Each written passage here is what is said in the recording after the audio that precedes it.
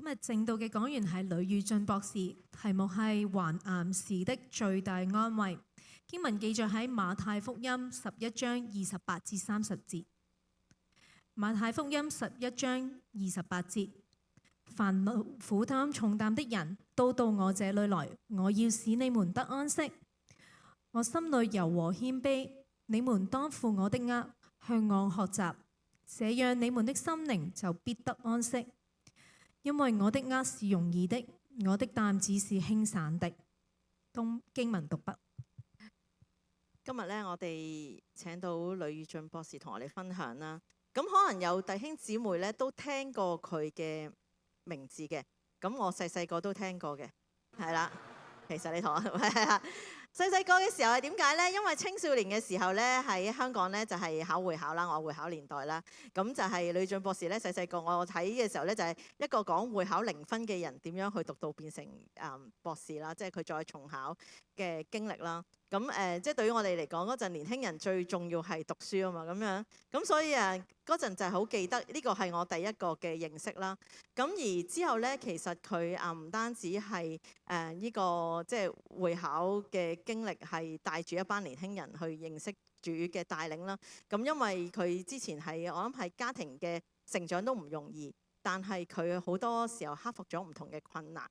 跟住直到之後咧，咁我第二個認識咧就係佢基督教界我覺得出名就係佢係攞咗10大傑出青年啦。咁呢個都係當時我第二個即係對佢嘅一個嘅認識，就係哇咁都幾出名喎咁樣。咁第三個認識咧就係咧我同佢我之前係服侍喺香港嘅教會裏面咧，就同佢喺循道衛理嘅觀塘堂相遇啦。因為佢係我嘅同工嘅老友啦咁樣。咁本身亦都係亞洲衛理傳道嘅，同佢講見證，亦都係我以前嘅同工。咁所以咧我又再第三次一個好近嘅相遇。咁而呢一個相遇嘅時候咧，佢又唔同咗啦，已經唔係淨係講緊我細個見到佢讀書嘅經歷，講會考嘅經歷，而係佢嘅生命當中又係有好多嘅特別嘅轉變。咁呢個係亦都係今日佢特別佢而家喺加拿大生活啦。咁嚟到但係又飛過嚟多倫多咧，係有一個嘅報道嘅一個系列。咁應該今日係最後一日啦，係啦。咁即係都好勞累嘅係一段嘅日子。咁但係佢今日咧都係嚟到我哋當中同分享。咁我而家都係交俾阿呂俊博士同我哋分享啦。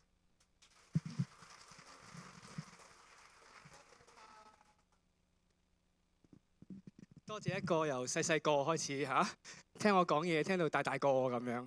咁係嘅，佢之前喺香港牧會咧嗰個其實係我神學院嘅一個同房。咁嗰陣時咧，我會考0分啦。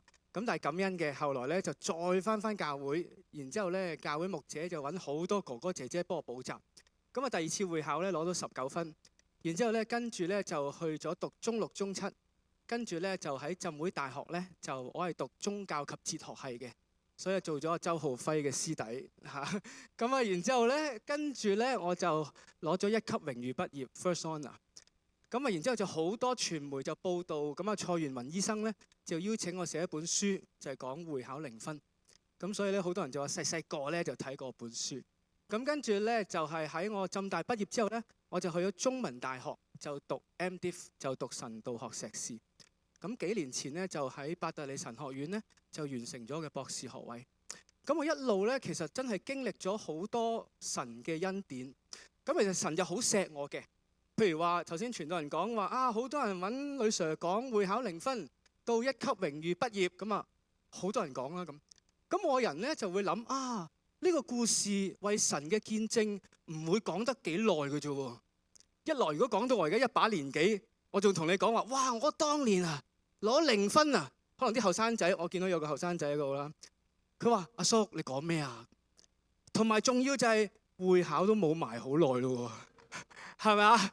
咁好在跟住咧，我之前咧就又會諗有咩可以祝福見證神咧？咁點樣可以好似頭先首詩歌咁講話不斷更新咧？咁咁咧，我發覺人咧係做運動好緊要嘅。咁我就咧，因為之前我好肥啊。我咧最肥嘅時候咧，就醫生話我黐肥啦，又話食藥啦，又話咩尿酸啦，跟住咧又話咧咩3高啦咁樣，唔知3高啊2高啦。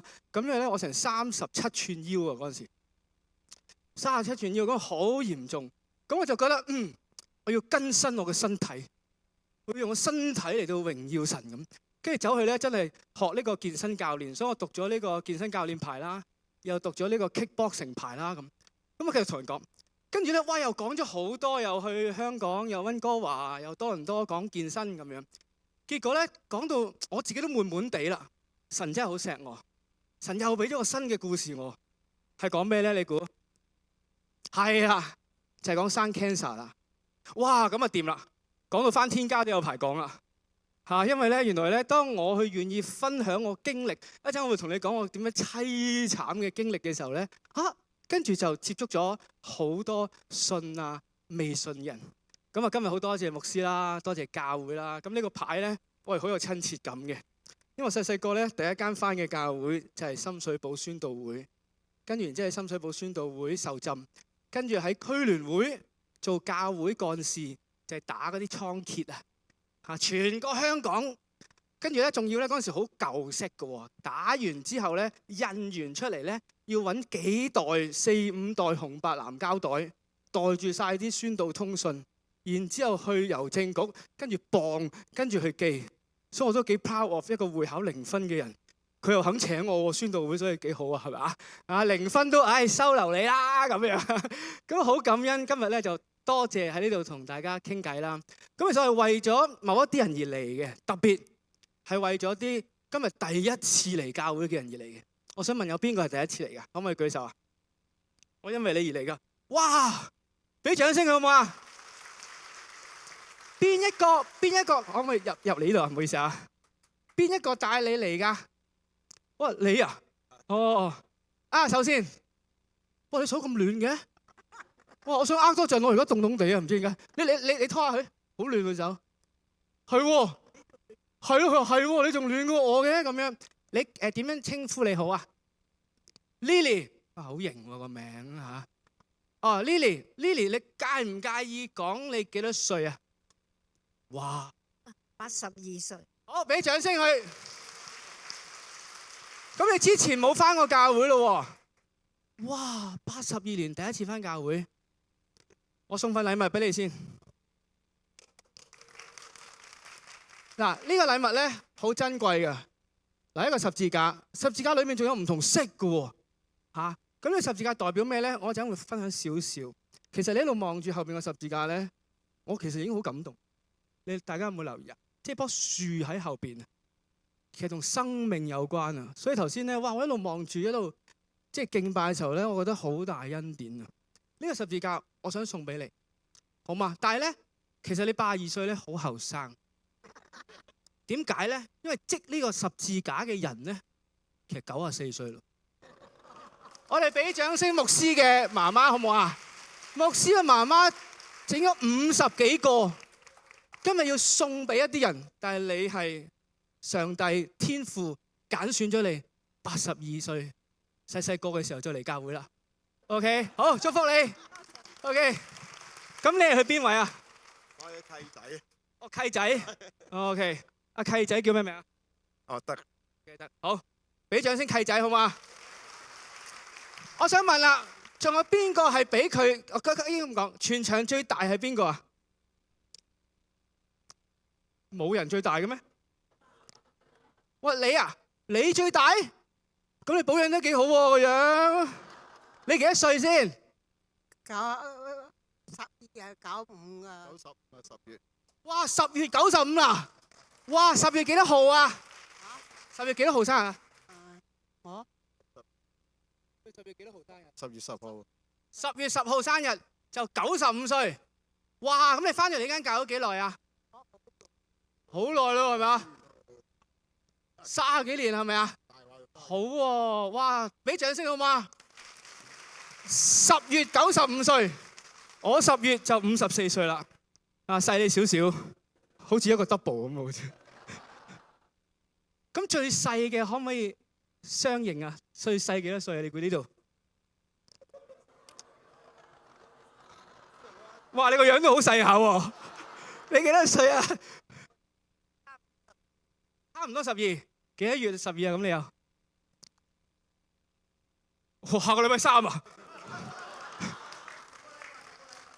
生日快樂！呢個咧係我好中意嘅，點解咧？因為紫色，我同我太太好中意，係咪好靚呢個？係咪啊 ？Happy birthday， 祝福你！你就帶住呢個十字架一路向前行，好嘛 ？OK， 好。咁咧就我真係為咗你哋而嚟嘅，我就喺溫哥華咧就已經11年啦。我2014年8月咧就落機嘅，咁然之後咧就喺溫哥華咁一路侍奉。死啦！我唔見咗個 pointer， 牧師太興奮，多謝你，多謝你！你唔單止揾咗你契媽翻嚟，仲幫我揾翻呢個。我有一次去間教會，又係唔見咗，最後有人幫我喺廁所度揾到，就係阿 Benson 啦，就係頭先我講嘅李國強牧師。我喺呢個竹園循道衛理嗰個講道，跟住唔見咗。牧師你預咗唔見咗先啦，好嘛？死啦！我講到幾點㗎？可以牧師？琴日牧師吩咐咗我個時間㗎。幾點啊 ？OK， 好，牧師你話咗就係㗎啦。好，咁咧嗱，頭先咧讀一節聖經咧，咁今日咧阿 Lily 咧，你係第一次睇聖經啦，可能咁啊。其實呢段聖經有啲複雜嘅。呢段聖經喺我患癌嘅時候咧，係幫我度過咗我人生最艱難嘅時候。嗰住院嘅時候，我俾你睇到我住院嘅時候啲情況，但係呢段經文對我嚟講好重要，對好多人嚟講都好重要，係耶穌自己講嘅。但係咧，好多人係唔知點解嘅。你哋知唔知係點解啊？嗱，多謝你坦白，好多人擰頭喎。你諗下呢一個咁重要嘅 keyword， 如果你唔知道咁，咪成節經文即係其實唔知佢講乜，係咪啊？所以當我一路喺度論呢段經文嘅時候，我發覺我好想今日嚟同大家分享，因為呢段經文救咗我。我想當你有困難嘅時候，呢節經文都救咗你。耶穌話：我心裏面柔和謙卑，你哋要負我嘅軛，學我嘅樣式，咁樣你哋就會心裏邊得安息。咁所以呢個好關鍵個軛，其實咩嚟呢？啲基督徒成日都話同耶穌同負一軛，咁其實係咩意思啊？如果你唔知道個軛，咁負乜嘢啊？咁我哋讀聖經唔會明白嘅喎，唔會識得應用嘅喎。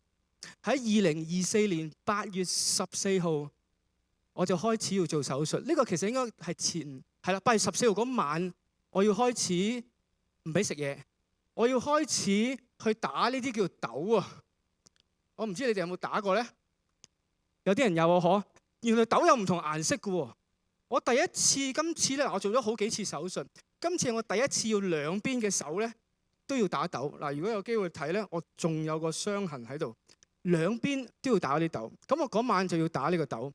話說咧，就喺早少少就係2024年係啦，2024年7月16號嘅時候，我就做嗰個 MRI 出咗個 report。MRI 我係 level 5。level 5知唔知係咩概念啊？其實就係有5個級別，我係 level 5。OK， 我係攞到最高級別。如果你上網咧，佢就話大概有75% 以上係會有 cancer。但係我仲照咗2 cm 嘅陰影，所以喺溫哥華個專科醫生話：我要同你再做 biopsy， 即係抽針，然之後咧就去睇下係咪真係有 cancer。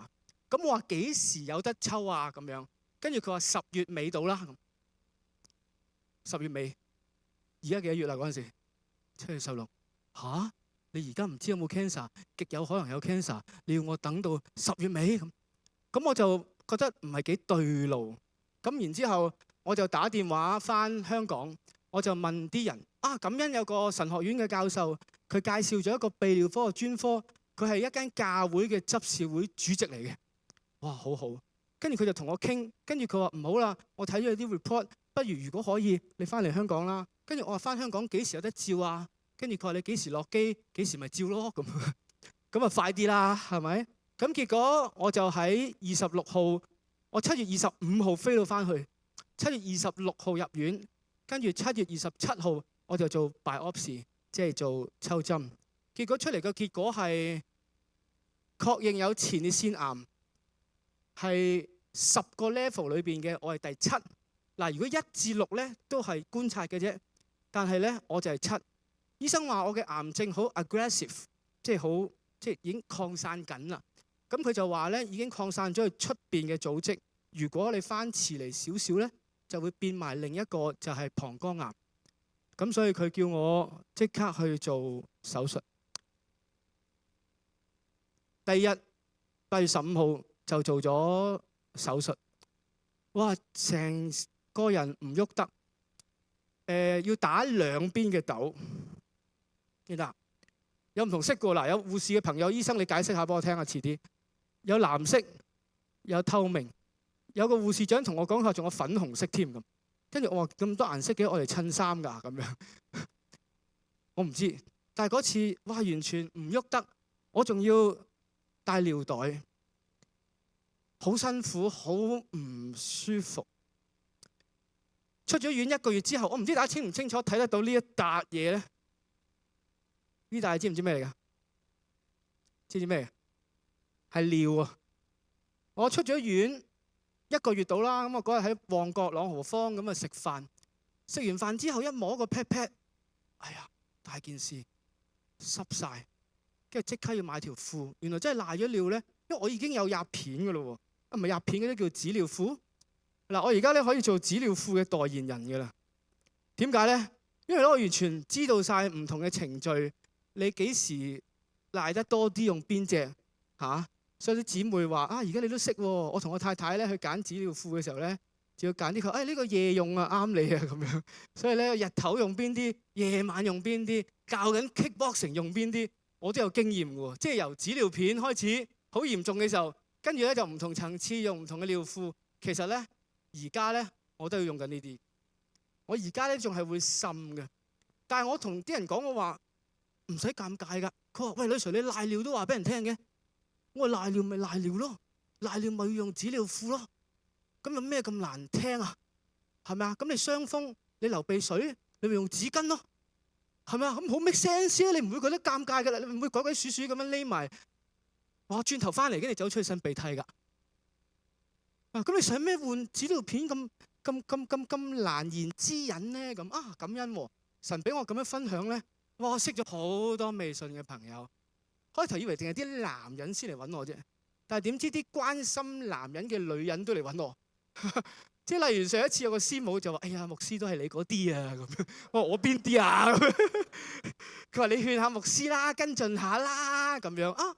好感恩喎，所以話上帝好錫我就係咁，即係咧幾時知道我啲見證講到悶悶地啦，講到咧好多人都聽過啦，又俾啲新嘢我，咁呢個咧真係講到返天家咧都有得講喎。我可以話俾你聽咧，喺我未病之前咧，我係好活躍嘅。頭先講過，我係 kickboxing 教練啊嘛，我好中意做運動啊嘛，咁啊所以咧，當我入院嘅時候咧，我好記得嗰個護士要同我量血壓啦。我想俾你睇下我當時嘅老鼠仔。咁我係健身教練啦，咁又係 kickboxing 教練啦，咁我又喺溫哥華教會咧，透過呢啲運動班咧，哇識咗好多朋友啦。你見到咧嗰啲年青人又一齊打啦，跟住呢啲夫婦咧，哇呢個老公你見到個樣好興奮，佢真係好興奮。佢話女 Sir，呢啲班可唔可以開密啲啊？因為我可以多啲機會打我老婆啊咁樣。因為咧佢係咁喺個講台前邊咧，因為我推開晒啲凳，跟住咧我哋就變咗咧係呢個拳館㗎啦。跟住咧就一齊打咁樣，係咁打個老婆，打到退後。話你想死啊咁樣。跟住我話嗱，阿先生，我保護得你呢1個鐘嘅啫，今晚我幫唔到你㗎嚇。你記住你要翻屋企㗎嚇咁樣。咁啊識咗好多新朋友啊，好多舊朋友啊，好多想運動嘅朋友啊咁。咁啊同到啲年青人，呢張相咧係喺以色列嘅，因為我帶即係以色列嘅聖地團啦。咁啊然之後咧，咁啊我發現同年青人溝通都係嘅。即係咧，你有啲嘢，如果佢想知，佢想學，你又叻過佢咧，咁自然就有呢個切入點㗎咯喎。咁啊，本來咧嗰程車咧就冇乜點同我傾偈啦。咁但係咧佢咧就18歲嗰陣時，咁咧我就喺約旦河喎，同佢施洗㗎喎。哇，好感恩啊嚇！就係同呢個後生仔，所以佢阿爸阿媽咧嗰程好開心，終於等到咧阿仔洗禮啦，仲要咁多人見證。喺約旦河洗禮，咁佢阿媽就話：佢好中意健身嘅，佢話自己好大隻嘅。我話係啊，咁攞落嚟健身室等我會一會你啊咁樣。跟住佢咪落嚟咯，咁樣跟住除衫啦。我話嚟喺塊鏡度拼下咁，一拼，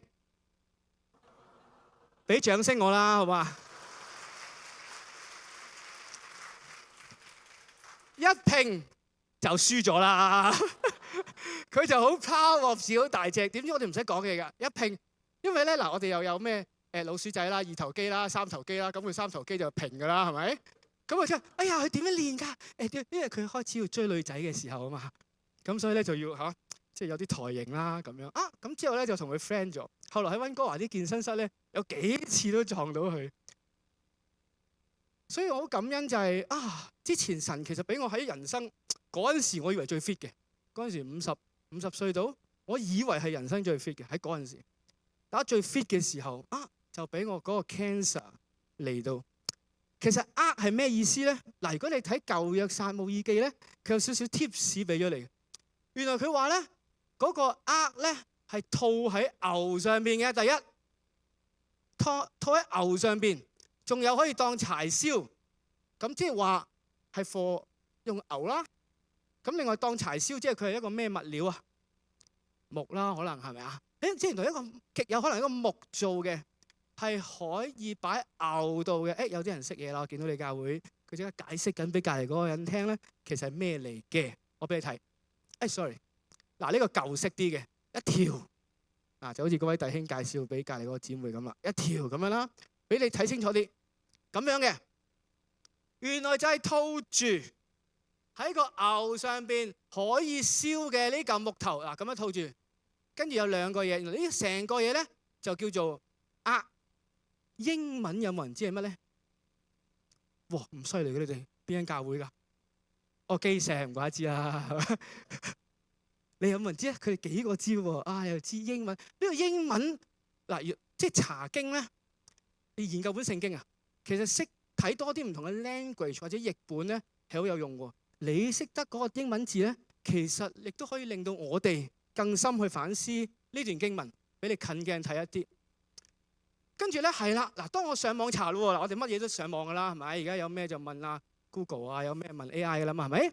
咁當我打 yoke， 其實個英文就係嘅英文，我睇英文譯本咧就係 yoke。咁我打 yoke 喎，yoke 佢出啲乜嘢圖片咧？出呢扎圖片喎，嗱，佢出到啲牛啦，出到呢個啦，出到好多關於全部都係關於牛嘅，但係突然間有一個係呢個喎，你識笑啦，打機用噶嘛，個 joystick 嚟噶嘛，同埋要喺咩地方用啊？其實揸飛機都係用呢個喎。跟住然之後咧，我份人咧好中意特別聖經咧，我要追得深啲，我要明白多啲，明白得深啲。結果咧，我就睇到咁得意嘅個 yoke，yoke，原來係呢個嘢都係叫 yoke 喎。咁即係咩咧？即係跟住咧，嗱，佢就話咧飛機上面咧嗰一個咧都係叫 yoke 喎。咁我就查資料啦，做 fact check 啦。咁就話咧波音787咧都係用呢一個，都係叫 yoke。咁我咧讀喺伯特利神學院讀博士嘅時候咧，有個師弟佢係揸民航機嘅。咁我就真係 send message 俾佢，我話喂，你係機師啦，你哋點樣叫你前邊呢嚿嘢啊？咁樣，咁佢就覆我喎。跟住我就問佢啦，話喂，嗰兩個控制器係咪真係叫 yoke 㗎？咁跟住佢話 you're welcome， 可以叫 control yoke 或者叫做 control column。哇，我覺得好有意思喎。原來嗰個其實本身真係去 control 隻牛㗎，係咪啊？係咪啊？佢 control 隻牛其實點樣行直線耕田？你想佢幾時行邊去邊，係 control 佢喎。咁而家個機師去控制架飛機，就係用呢個 yoke，即係咩啊？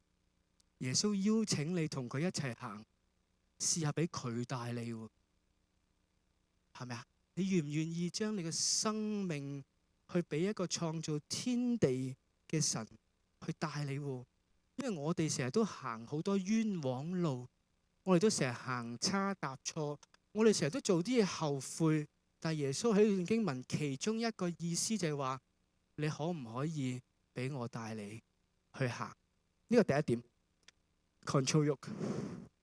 另外就係話咩叫學耶穌嘅樣式咧？原來當耶穌話你嚟孭住，其實極有可能耶穌係以前嘅職業係乜嘢啊？做咩㗎？佢阿爸係啦，木匠嘅喎。嗱，所以耶穌其實用啲例子係好貼切嘅。可能佢每日就係做緊呢一啲打造呢啲嘅軛，然之後佢同佢講：嗱，你嚟負我嘅軛。因為佢做呢樣，佢好清楚點樣可以令到兩隻牛行緊嘅時候係比較輕省。你諗下，如果嗰個軛做得唔好嘅，其實唔舒服嘅喎，係咪啊？你嘅車你揀咗好耐先呢架㗎，我諗係咪？揀得唔好，高啲矮啲，係咪啊？重啲我哋都覺得唔好㗎嘛。但係耶穌話佢做呢個係輕省喎。咁咩叫學佢嘅樣式咧？嗱，所以咧我教查經咧，我就會同大家講，我話你睇多啲唔同嘅譯本。嗱，我中意睇 CNVT 啊、NIV 啊、NASB。通常我哋睇 NIV 嘅，但係咧我中意 NASB 就係咧，佢有啲似呂振中譯本，即係咩啊？即係佢從原文去直譯，可能甩咳啲文法，可能深啲字，但係用原文譯過嚟。咁而 NASB 咧就係用原文直譯。咁佢就英文就話 Take my yoke on you and learn from me， 帶住個軛，然之後學我點做。咁其實咩意思咧？咁我就即係打爛沙盤問到篤啦。咁我啲叫做讀書人，我哋成日都話要做 research。我哋睇下，除咗聖經學者出邊有冇人講呢樣嘢咧？哇！原來咁樣都可以寫份論文嘅喎。你睇唔睇到個名啊 ？Advanced training 啊，嚇！即係 train 啲牛仔有咩咁 advanced 咧？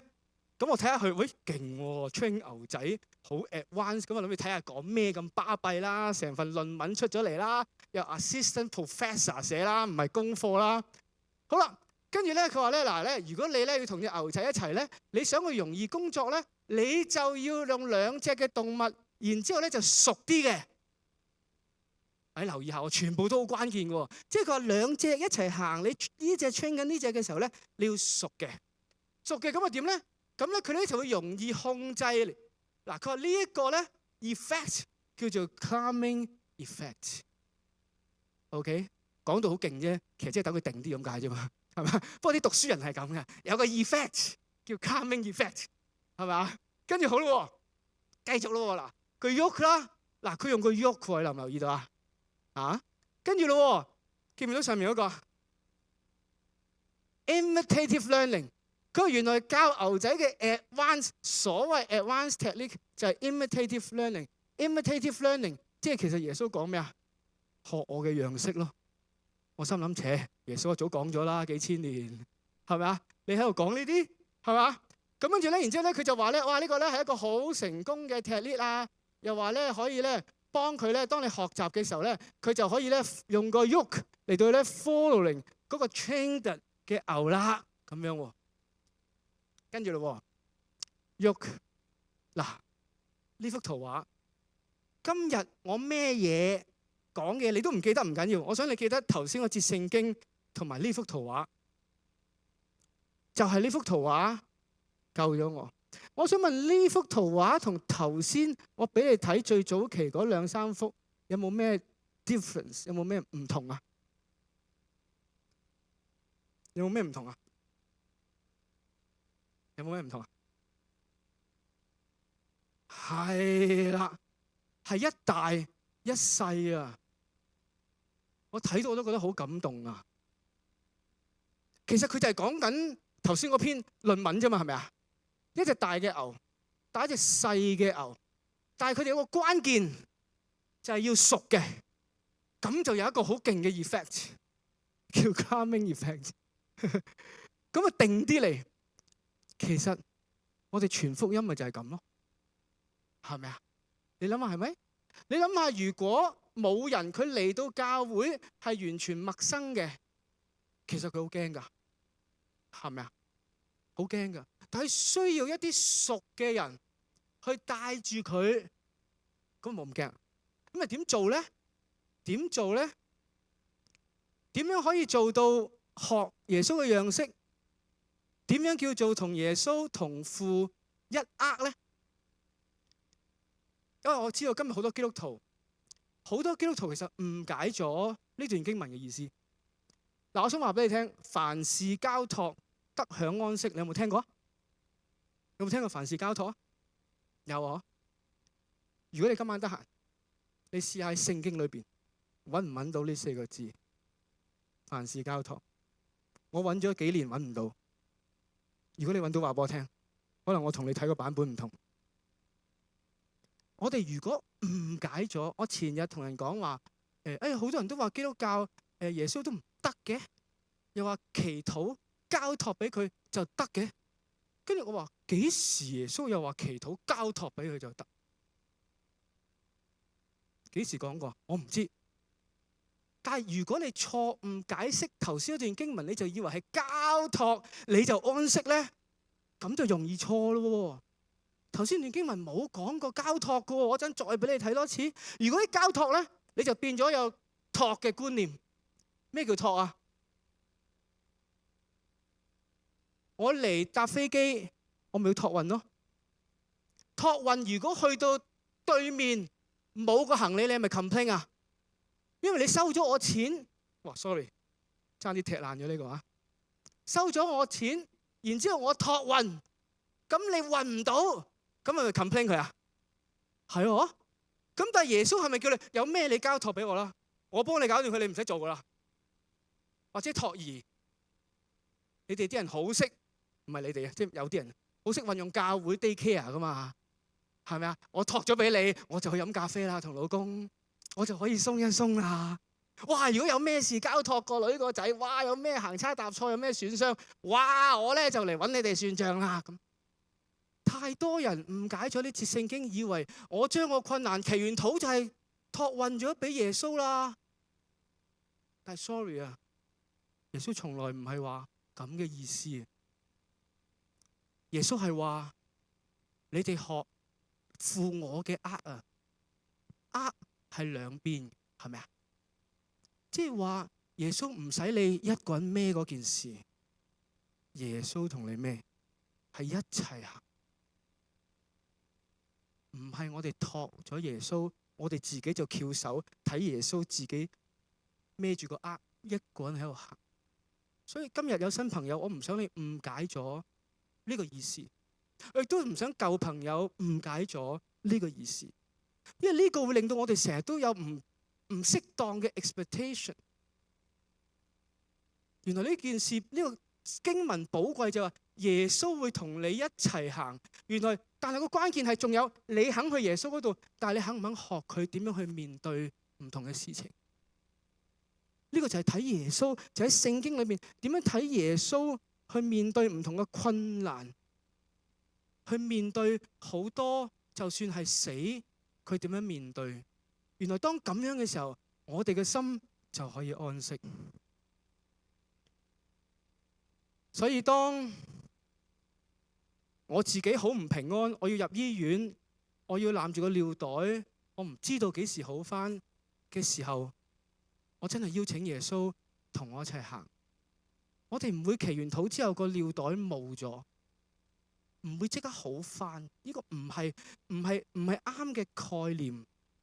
但係我好感受到耶穌同我一齊行嗰種感覺，因為耶穌最痛，佢已經痛過啦。佢俾人用3根釘釘過個手腕，釘過對腳，最痛。耶穌明白咩叫痛，心靈嘅最痛。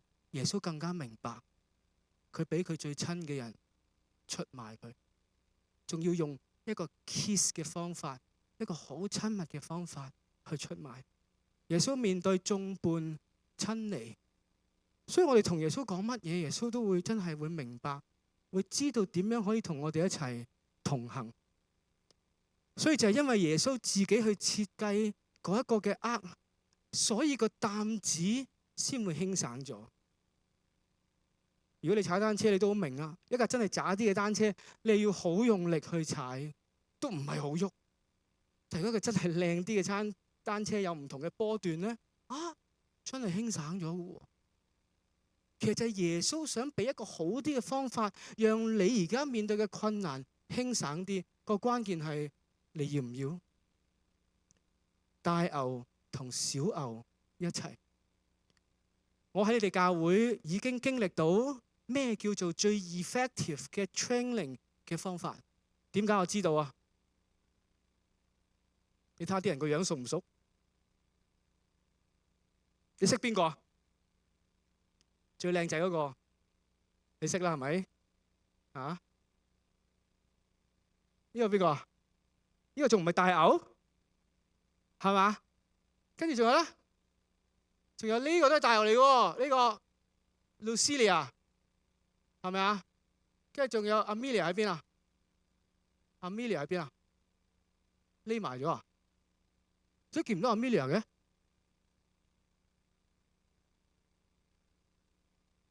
係咪啊？去咗邊啊？Amelia 喺邊啊？喺度咩？我唔理啦。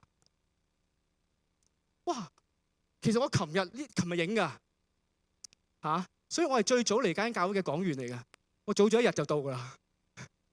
琴日10點我就到啦，早過你哋啊嚇。因為我今次咧，我嚟溫哥華，我喺香港，我喺多倫多，我就開始教拉筋班。OK， 咁佢哋覺得好好。其實我就係想用呢個拉筋班，讓你哋唔同恩賜嘅大牛去認識嗰啲新朋友，識咗之後再翻嚟，咁咪有嗰個好勁嘅 effect 咯，就係叫 calming effect， 又可以建立關係，又可以切入點。因為有時如果新朋友一嚟就崇拜咧，有時都有啲唔適應、唔自在。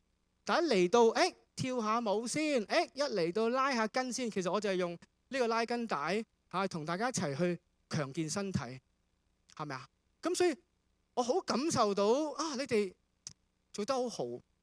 其實 Lucilia 都係星期四去教另一間教會嘅班嚇，跟住然之後咧，我哋識咗。跟住佢同我講，佢話可唔可以嚟你哋教會又分享下？跟住我話你個班係幾時啊？跟住佢話星期六上晝。咁我就成個 trip 上個星期四到下星期一我走啦，我就係得一個上晝得，就係星期六。結果我冇推你嘅理由，跟住我帶咗好多衫過嚟，唯一一件衫未着過就係橙色嘅衫。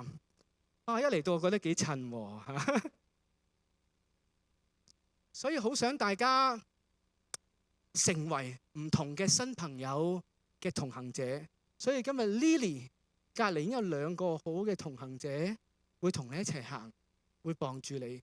前邊嘅契仔，再前2行嘅大牛 ，OK， 再喺後邊嗰幾個都係同你差唔多細嘅人，可以同你一齊傍住。另一個同你同行嘅方法係乜呢？我就一定要將本聖經送俾大家。我想問下大家，如果一口氣用廣東話讀完新約聖經，你估要幾耐呢？個節奏大概係點呢？太初有道，道與神同在，道就是神。呢一個 speed， 你唔飲水，唔去廁所，唔瞓覺，係咁讀，係咁讀，係咁讀，係咁讀，你估要讀幾耐呢？你話吓？我讀咗10幾年都未出埃及喎。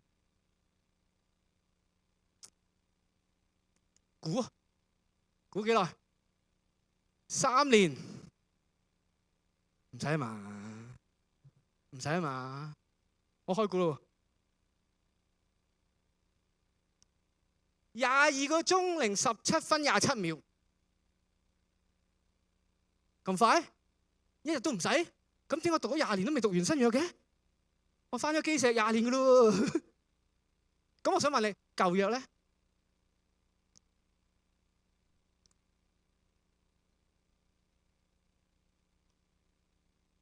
？65個幾鐘 ，total 幾多？咁即係幾多？88小時13分43秒。跟住落，你讀過？我真係讀過。我幾年前同我太太，因為嗰陣時我租牧養一間教會，我間教會好多老人家，跟住佢哋好多人睇唔到、唔識字，好似我阿嫲咁。我話好，我同師母每日讀聖經俾你聽。哇！應承完我就後悔啦。每日讀喎，跟住我話不如咁，既然都讀啦，我同老婆講話，不如錄咗音佢擺上網，祝福更多人，係咪啊？冇嘥啊咁啊！結果用咗3年讀晒成卷聖經，跟住咧點解我知道咁準確43秒咧？因為我揾台灣一個義工咧，佢幫我 upload 啲每日 upload 㗎，我叫佢逐條 check。而家咧，其實我今日送咗俾你哋㗎，你哋入嚟咧有冇嗰條字條啊？有冇嘅？嗱，嗰條字條咧？如果你冇咧，你出去出邊再攞，我應該夠嘅。咁咧就係呢條字條。我就叫人 scan 咗個 QR code。嗱，我係俾馬可福音先嘅。點解我唔俾馬太福音？你知唔知啊？我逢親介紹人哋睇聖經或者介紹新朋友睇聖經，我係叫佢哋睇馬可福音先。點解唔睇馬太福音先？因為第一，馬可福音短啲，容易有成功感啲，係咪？第二就係咩啊？馬太福音一開始講咩啊？邊個生邊個？邊個生邊個？邊個生邊個？邊個生邊個？邊個生邊個？邊個生邊個？邊個生邊個？邊個生邊個？邊個生邊個？邊個生邊個？都未生完一半，佢就已經冚埋咗啦。我都話聖經悶㗎啦咁。嗱，當然如果你識睇咧，其實好多信息隱藏喺嗰度。但係喂，人哋啱啱信，梗係唔識睇啦。唔識睇，你一叫佢就邊個生邊個，就咪瞓覺啦。咁我就馬可福音穩陣啲。同埋呢個咧，你一 scan 咧，你聽咗把女聲係好聽過我把聲好多嘅，係我老婆錄嘅馬可福音第一章，所以變咗你又冇咁容易熄機嘅。咁啊變咗咧就錄晒成卷聖經。呢個第一份禮物送俾大家，就係呢個馬可福音。咁而當一路去讀緊呢段聖經嘅時候，神蹟出現，就係有一日我翻香港，我收到個 message， 佢話呂傳道，我係一個漸凍症嘅病人。即係霍金嗰類啦，咁佢話我已經2年唔喐得㗎啦，喺張床度。就係呢個叫 Mandy 呢個姊妹，佢要靠住個呼吸機楞住呢支粗嘅氣管咧，係楞住一部機。我去探佢嘅時候，點解去探佢啊？因為佢話俾我聽，佢話呂傳道，我每日只可以撳到一隻手指，我就係撳你個讀經計劃。哇！一聽到我毛管都凍埋，我唔知道原來可以祝福到一個睇唔到聖經嘅人。跟住佢話你個讀經計劃有啲亂咗，佢話你可唔可以揾人搞翻好？我話得，我即刻同溫哥華嘅執事去搞翻掂，即刻覆佢，佢再覆我話多謝我哋。跟住我睇到佢留個電話咧係+852，即係香港嘅電話。咁所以跟住我就即刻揾佢，我話哎呀，我可唔可以嚟探下你啊 Mandy？ 跟住佢話可以，跟住我 adjust 咗好多啲時間，我去到佢沙田富豪花園嘅屋企，我入到去探佢。佢要跟住個呼吸機嘅節奏一吸，跟住講一句嘢，跟住又再吸，即係好似換氣咁啊！嗰個聽到個 engine 聲喺嗰部機嗰度，我同佢講我話：如果你辛苦唔好講，我淨係想祈禱祝福你。佢話唔好啊，呂傳道，我想講。跟住我即刻靈機一觸，我就攞咗個電話，我話你想講乜嘢，錄低佢。跟住真係錄低咗，佢鼓勵弟兄姊妹好好運用時間。鼓勵弟兄姊妹把握機會信耶穌，鼓勵弟兄姊妹把握機會侍奉。佢話我而家已經冇機會再侍奉。跟住我翻到溫哥華，我將佢嗰個錄音做成一個 YouTube，就係呢個 QR code 送俾你哋。跟住佢好開心，佢 send 俾好多人。佢以前係做老師嘅，佢係中學嘅圖書館主任。佢話呂 Sir， 你知唔知啊？你嚟之前我同神祈禱話，神啊，我仲有乜嘢可以為你做？結果我去咗，幫佢做咗呢個 YouTube， 佢 send 咗俾好多人，我嚟傳福音。2年前到，佢翻咗天家，咁啱我又係翻香港做佈道會，我出席佢嘅安息禮喺紅磡。喺紅磡嘅時候，佢有2個遺願，一就係喺安息禮播呢條片。我喺播嘅時候，大家聽到個聲音好震撼。第2個遺願，佢話要將1半嘅白金捐俾我哋，愛嚟做事工，特別喺網上事工。哇！我啲團隊好得激勵，所以今日你哋做緊，其實喺後邊冇人知道你哋做咗啲乜嘢，做咗幾多，你都唔知道你做嘅嘢，你嘅幫手 editing 又好，加字幕又好，其實你唔知道原來喺邊度祝福咗咩人，所以我好得激勵。最後講埋就係話，當我有咗 cancer 之後，我成日要去探病。有一日我喺 Vancouver， 我要1日裏邊去2個 emergency， 因為有2個都要返天家。我去完 Burnaby 嘅 emergency， 再去 Vancouver General Hospital。幾個月前，我幫佢做咗佢嘅安息禮。佢50歲啫，佢係我太太嘅同事，喺公司裏邊係最大隻、最幫得手、最勤力。就算佢未信耶穌嗰陣時，佢都幫我搬教會，幫好多嘢。但係佢確診有脷癌。佢由最大隻，你睇而家隻手瘦咗一半嘅體重。然之後我同我太太好肉緊，好想去信耶穌。我早幾個月仲同佢講，我話：不如咁啊，我氹佢啊。我話咧嗱，我講道咧好悶㗎，好多人咧都話可以醫失眠嘅。如果你瞓唔着咧，你一聽我講嘢就瞓得好舒服㗎咁樣。跟住我 send 俾你，佢話唔使啦，你以前 send 俾我啲我聽晒啦。我話係咪㗎？佢話知啊，你教會有4個姊妹啊，煮餸好叻㗎嘛，成日同你做探訪㗎嘛，講埋個名喎。哇！你估唔到，佢唔單止聽講道，佢連報告都攆埋。所以有時你又唔好睇小自己去 send 一啲片俾人，佢可能已讀不回㗎，但其實佢睇晒。你唔好放棄，唔好嘥咗上帝俾你啲機會。結果當佢彌留之前嗰幾日，我真係同佢講，我話 David， 其實咩叫信耶穌呢？耶穌自己講嘅，佢話看啊，我喺門外敲門。如果有人聽見我嘅聲音就打開門嘅話，我會進入佢嘅生命裏邊，我與他，他與我好似一齊食飯咁親密。其實如果你知道聖經背景，呢段經文好恐怖㗎。耶穌同邊個講呢段經文啊？本來同一間教會，耶穌要喺教會嘅門口敲門，恐唔恐怖啊？即係嗰間教會冇耶穌，但係今日我好想話俾你聽，其實耶穌一路都喺你嘅生命出邊敲緊你心裏面嗰道門。可能你係第一次返，可能你係返咗10幾次，頭先人話俾我聽返幾次，可能你返幾年，但係其實耶穌一直敲你心裏嗰道門。耶穌好想話俾你聽，你讓佢進入你嘅生命裏邊，佢同你一齊行，